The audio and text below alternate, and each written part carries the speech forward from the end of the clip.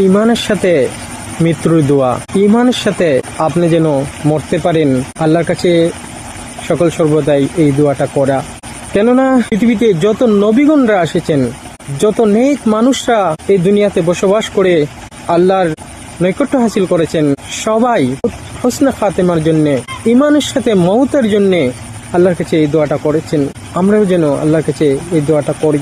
কারণ আমার প্রিয় ভাই বোনেরা, ঈমানের সাথে যদি আপনি মরতে পারেন, ঈমানের সাথে যদি আপনার মৃত্যু হয়, তবে জেনে যান আপনার জান্নাতের রাস্তাটা আসান হয়ে গেল, সহজ হয়ে গেল। আর যদি ঈমানের সহিত মৃত্যু না হতে পারেন, তবে কবর থেকে নিয়ে কিয়ামত পর্যন্ত সব আপনার জন্য কঠিন হয়ে যাবে। তাই আমরা যেন এই দোয়ার বেশি বেশি করে আমল করি, ইহতেমাম করি। তাই আমার সাথে সাথে আপনিও এই দোয়ার আমল করুন, এই দোয়াটা পড়ুন এবং মুখস্থ করে নিন।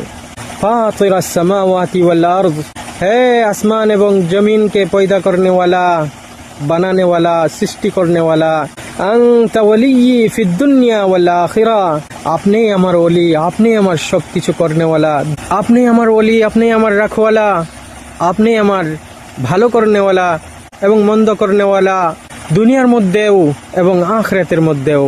তাওয়াফানি মুসলিমান ওয়া আলহাকনি বিসসালিহিন, হে আল্লাহ আমাকে ইসলামের হালতের মধ্যে মুসলিম বানিয়ে আমাকে মৃত্যুবরণ করিও। আর ওই দিন নেক মানুষের সাথে আমাকে মিলিয়ে দিও, আমার যাতে হাসর নেক মানুষের সাথে হয়। এই দোয়াটা সূরা ইউসুফের শেষের দিকে আছে।